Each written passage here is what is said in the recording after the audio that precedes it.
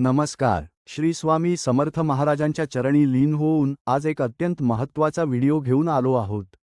ज्यांच्या जीवनात संघर्ष आहे, ज्यांना प्रगती खुंटल्यासारखी वाटते आहे आणि ज्यांना सुख, समृद्धी आणि शांतीची आस आहे, त्यांच्यासाठी हा व्हिडिओ एक वरदान ठरू शकतो.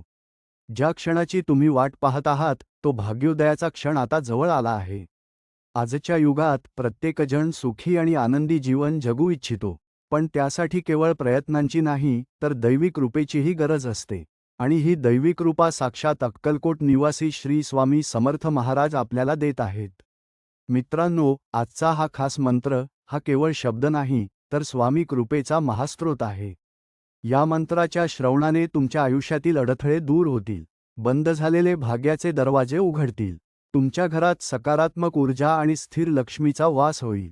अनेक भक्तांनी याचा अनुभव घेतला आहे आणि आता तुमचा नंबर आहे. तुम्ही म्हणाल, केवळ मंत्र ऐकल्याने हे कसे शक्य आहे? तर याचे उत्तर आहे श्रद्धा आणि स्वामींच्या सामर्थ्यात. हा मंत्र तुमच्या अंतर्मनाला शांतता देईल आणि नशिबाला एक नवी दिशा देईल. आज आपण स्वामी समर्थांच्या अशा एक दिव्य मंत्राचा जाप करणार आहोत, जो प्रत्येकाच्या जीवनातील अंधार दूर करण्याची क्षमता ठेवतो. हा मंत्र केवळ शब्दांचा संचय नाही, तर साक्षात स्वामींच्या असीम शक्तीचा अनुभव आहे. या मंत्राचा तुमच्या जीवनावर, तुमच्या कर्मावर आणि तुमच्या भाग्यावर अचूक परिणाम होतो.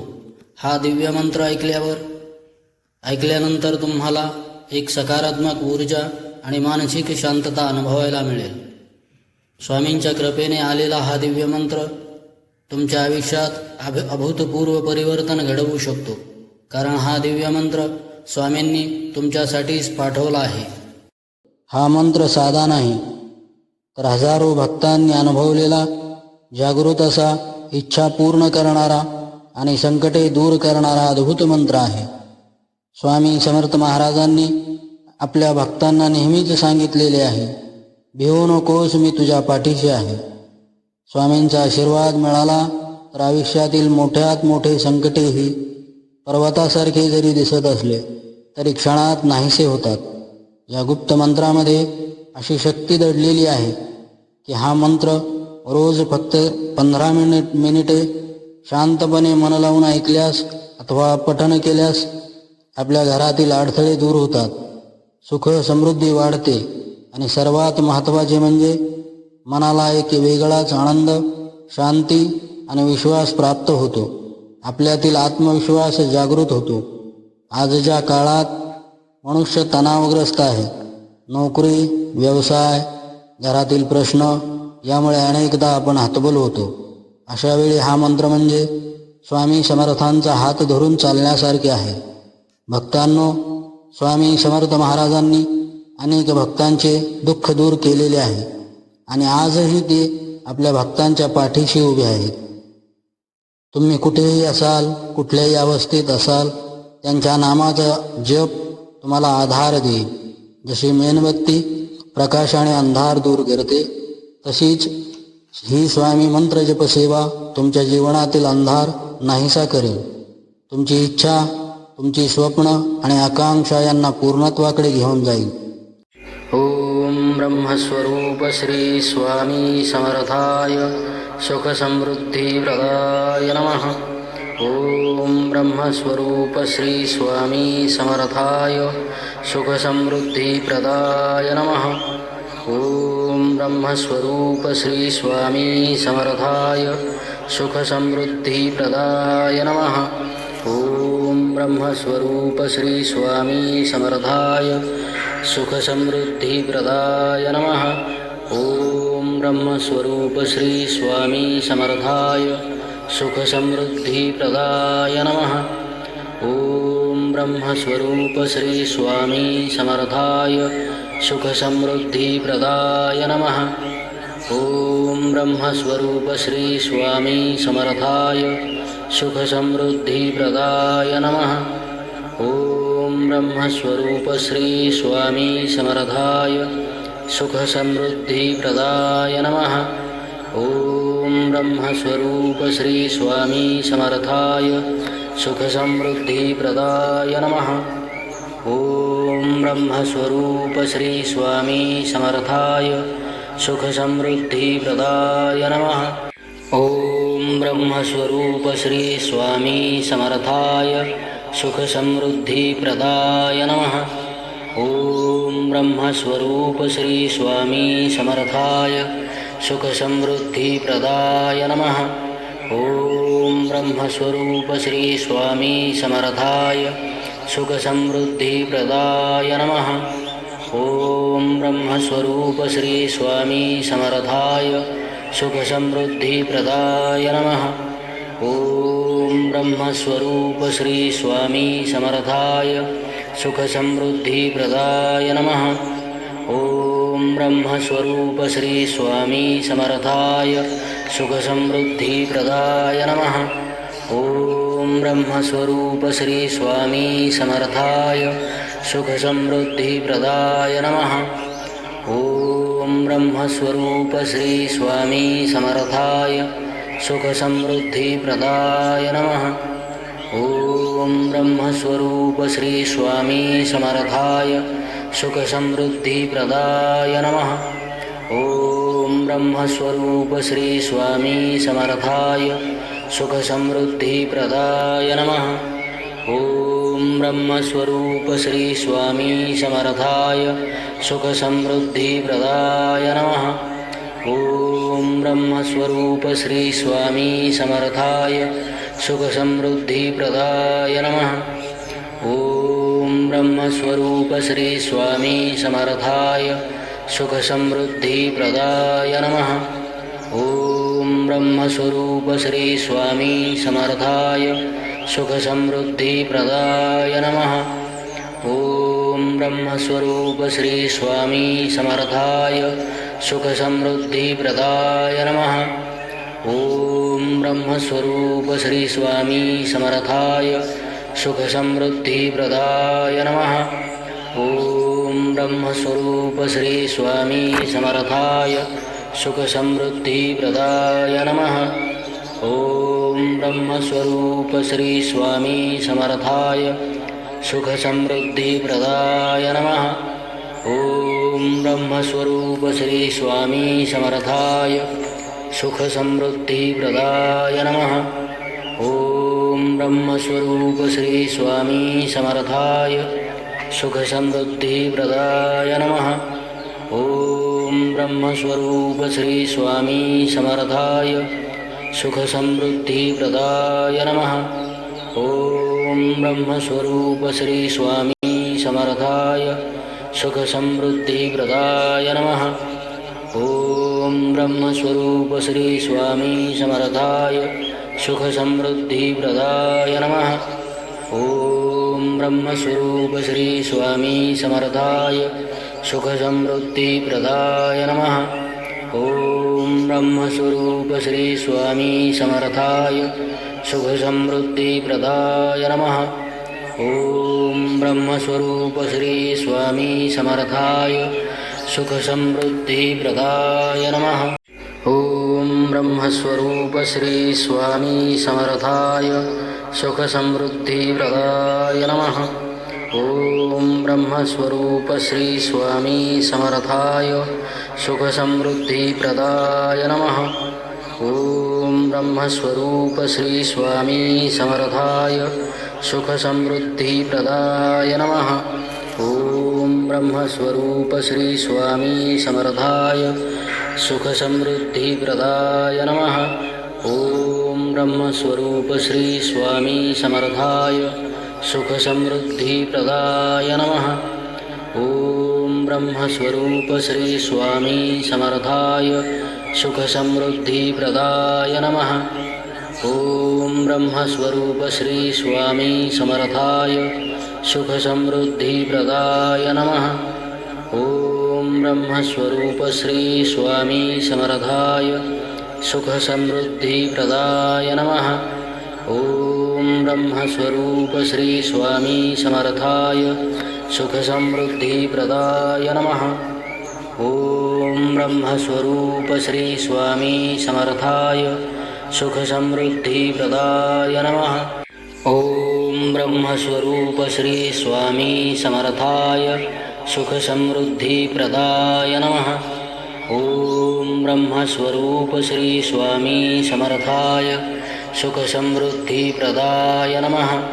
ॐ ब्रह्मस्वरूप श्री स्वामी समर्थाय सुखसमृद्धिप्रदाय नमः। ॐ ब्रह्मस्वरूप श्री स्वामी समर्थाय सुखसमृद्धिप्रदाय नमः। ॐ ब्रह्मस्वरूप श्री स्वामी समर्थाय सुखसमृद्धिप्रदाय नमः। ॐ ब्रह्मस्वरूप श्री स्वामी समर्थाय सुखसमृद्धिप्रदाय नमः। ॐ ब्रह्मस्वरूप श्री स्वामी समर्थाय सुखसमृद्धिप्रदाय नमः। ॐ ब्रह्मस्वरूप श्री स्वामी समर्थाय सुखसमृद्धिप्रदाय नमः। ॐ ब्रह्मस्वरूप श्री स्वामी समर्थाय सुखसमृद्धिप्रदाय नमः। ॐ ब्रह्मस्वरूप श्री स्वामी समर्थाय सुखसमृद्धिप्रदाय नमः। ॐ ब्रह्मस्वरूप श्री स्वामी समर्थाय सुखसमृद्धिप्रदाय नमः। ॐ ब्रह्मस्वरूप श्री स्वामी समर्थाय सुखसमृद्धिप्रदाय नमः। ॐ ब्रह्मस्वरूप श्री स्वामी समर्थाय सुखसमृद्धिप्रदाय नमः। ॐ ब्रह्मस्वरूप श्री स्वामी समर्थाय सुखसमृद्धिप्रदाय नमः। ॐ ब्रह्मस्वरूप श्री स्वामी समर्थाय सुखसमृद्धिप्रदाय नमः। ॐ ब्रह्मस्वरूप श्री स्वामी समर्थाय सुखसमृद्धिप्रदाय नमः। ॐ ब्रह्मस्वरूप श्री स्वामी समर्थाय सुखसमृद्धिप्रदाय नमः। ॐ ब्रह्मस्वरूप श्री स्वामी समर्थाय सुखसमृद्धिप्रदाय नमः। ॐ ब्रह्मस्वरूप श्री स्वामी समर्थाय सुखसमृद्धिप्रदाय नमः। ॐ ब्रह्मस्वरूप श्री स्वामी समर्थाय सुखसमृद्धिप्रदाय नमः। ॐ ब्रह्मस्वरूप श्री स्वामी समर्थाय सुखसमृद्धिप्रदाय नमः।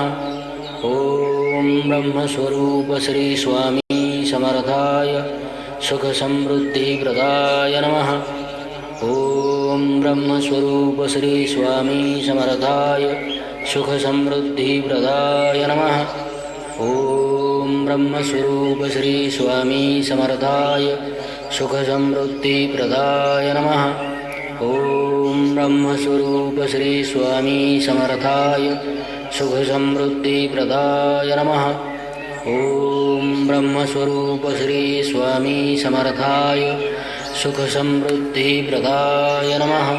ॐ ब्रह्मस्वरूप श्री स्वामी समर्थाय सुखसमृद्धिप्रदाय नमः। ॐ ब्रह्मस्वरूप श्री स्वामी समर्थाय सुखसमृद्धिप्रदाय नमः। ॐ ब्रह्मस्वरूप श्री स्वामी समर्थाय सुखसमृद्धिप्रदाय नमः। ॐ ब्रह्मस्वरूप श्री स्वामी समर्थाय सुखसमृद्धिप्रदाय नमः। ॐ ब्रह्मस्वरूप श्री स्वामी समर्थाय सुखसमृद्धिप्रदाय नमः। ॐ ब्रह्मस्वरूप श्री स्वामी समर्थाय सुखसमृद्धिप्रदाय नमः। ॐ ब्रह्मस्वरूप श्री स्वामी समर्थाय सुखसमृद्धिप्रदाय नमः। ॐ ब्रह्मस्वरूप श्री स्वामी समर्थाय सुखसमृद्धिप्रदाय नमः। ॐ ब्रह्मस्वरूप श्री स्वामी समर्थाय सुखसमृद्धिप्रदाय नमः। ॐ ब्रह्मस्वरूप श्री स्वामी समर्थाय सुखसमृद्धिप्रदाय नमः। ॐ ब्रह्मस्वरूप श्री स्वामी समर्थाय सुखसमृद्धिप्रदाय नमः। ॐ ब्रह्मस्वरूप श्री स्वामी समर्थाय सुखसमृद्धिप्रदाय नमः। ॐ ब्रह्मस्वरूप श्री स्वामी समर्थाय सुखसमृद्धिप्रदाय नमः। ॐ ब्रह्मस्वरूप श्री स्वामी समर्थाय सुखसमृद्धिप्रदाय नमः। ॐ ब्रह्मस्वरूप श्री स्वामी समर्थाय सुखसमृद्धिप्रदाय नमः। ॐ ब्रह्मस्वरूप श्री स्वामी समर्थाय सुखसमृद्धिप्रदाय नमः। ॐ ब्रह्मस्वरूप श्री स्वामी समर्थाय सुखसमृद्धिप्रदाय नमः। ॐ ब्रह्मस्वरूप श्री स्वामी समर्थाय सुखसमृद्धिप्रदाय नमः। ॐ ब्रह्मस्वरूप श्री स्वामी समर्थाय सुखसमृद्धिप्रदाय नमः। ॐ ब्रह्मस्वरूप श्री स्वामी समर्थाय सुखसमृद्धिप्रदाय नमः। ॐ ब्रह्मस्वरूप श्री स्वामी समर्थाय सुखसमृद्धिप्रदाय नमः। ॐ ब्रह्मस्वरूप श्री स्वामी समर्थाय सुखसमृद्धिप्रदाय नमः। ॐ ब्रह्मस्वरूप श्री स्वामी समर्थाय सुखसमृद्धिप्रदाय नमः। ॐ ब्रह्मस्वरूप श्री स्वामी समर्थाय सुखसमृद्धिप्रदाय नमः। ॐ ब्रह्मस्वरूप श्री स्वामी समर्थाय सुखसमृद्धिप्रदाय नमः। ॐ ब्रह्मस्वरूप श्री स्वामी समर्थाय सुखसमृद्धिप्रदाय नमः। ॐ ब्रह्मस्वरूप श्री स्वामी समर्थाय सुखसमृद्धिप्रदाय नमः। ॐ ब्रह्मस्वरूप श्री स्वामी समर्थाय सुखसमृद्धिप्रदाय नमः। ॐ ब्रह्मस्वरूप श्री स्वामी समर्थाय सुखसमृद्धिप्रदाय नमः। ॐ ब्रह्मस्वरूप श्री स्वामी समर्थाय सुखसमृद्धिप्रदाय नमः। ॐ ब्रह्मस्वरूप श्री स्वामी समर्थाय सुखसमृद्धिप्रदाय नमः। ॐ ब्रह्मस्वरूप श्री स्वामी समर्थाय सुखसमृद्धिप्रदाय नमः।